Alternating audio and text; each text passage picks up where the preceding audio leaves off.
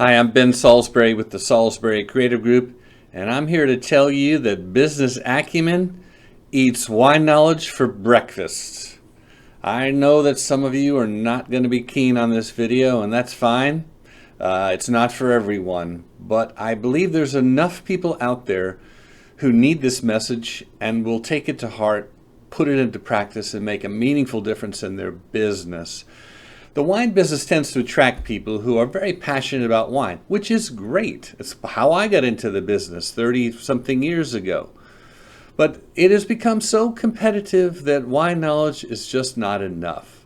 What our industry needs more of is solid business acumen. And that's what I'm trying to deliver in this video today. Just a brief sketch of what I mean specifically when I talk about business acumen for the wine business.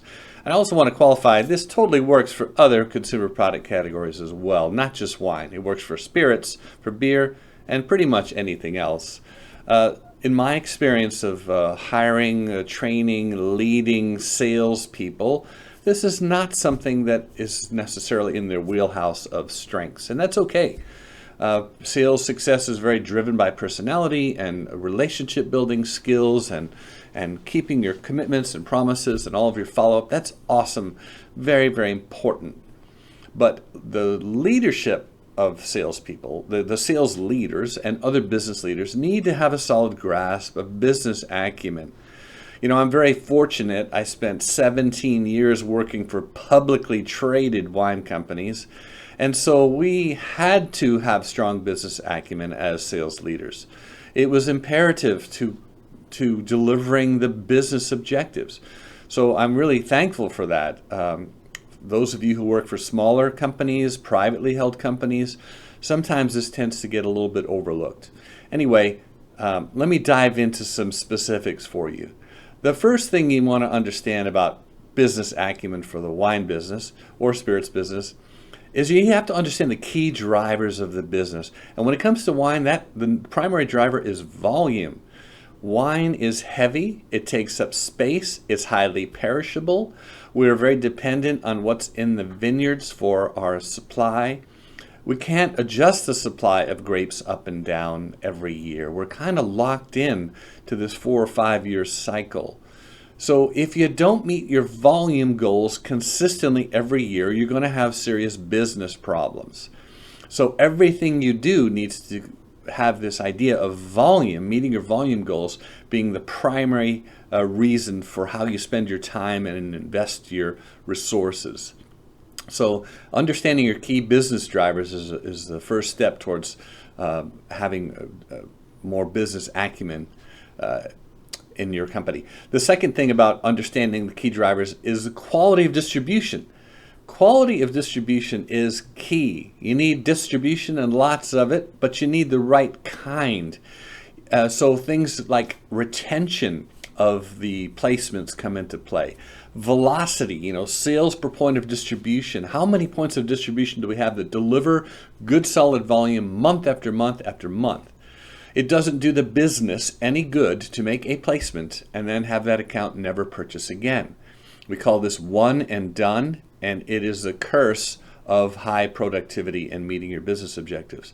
So it isn't enough to have lots of distribution. You've got to have high quality distribution, which means the right wines in the right places, and for example, high image wines in high image accounts.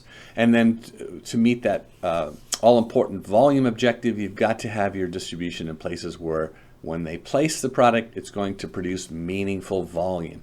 I don't have time in this video to go into the details of what quality distribution looks like and how to achieve it. Suffice it to say for today that if you don't have your eye on the quality of your distribution, you're going to come up short in your business goals. The second big bucket here for business acumen in the wine business is understanding your markets and your opportunities, because growth is the key. You must have growth. If there's one thing I learned about working in publicly traded wine companies, is that without growth, you don't have investors. And without investors, you do not have a going concern. So you have to have a plan for growth. You have to have an eye on growth.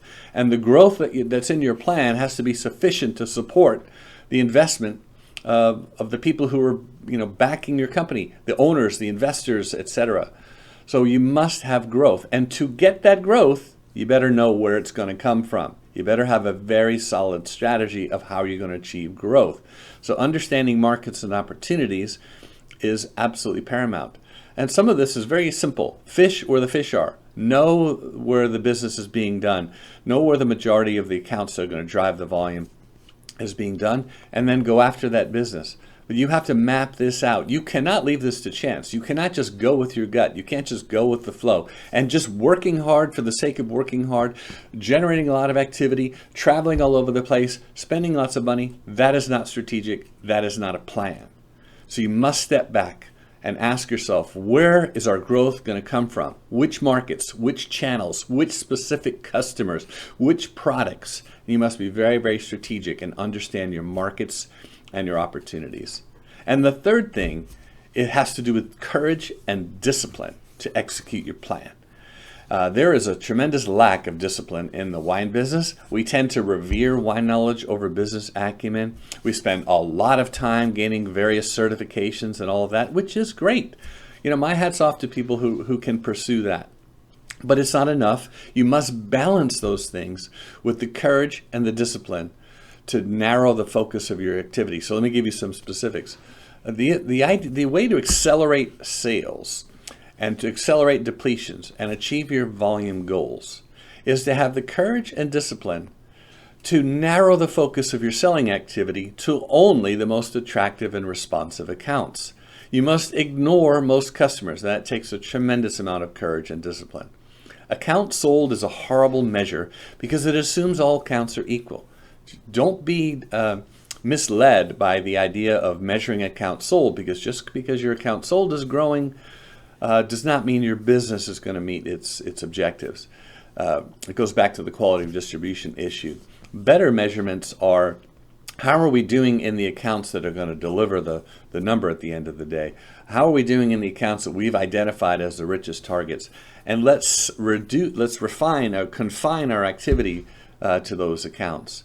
And that's part of the equation too, not just narrowing the focus of your activity to the most attractive and responsive accounts, but deliberately avoiding all low value activity. To the degree you avoid low value activity, you can reinvest that time and money and resources into places that are going to really drive the business. The 80-20 rule is real. And I have other content, videos, blogs about the 80-20 rule that you should read up on. But it's true for every market, for every product category, for every price tier. 80% of the business is driven by 20% of the customers. And it takes courage and discipline to restrict your activity to those accounts. Everybody wants to be in those accounts. That's true. So you're going to have to really up your game in terms of the value that you bring to the relationships that you have.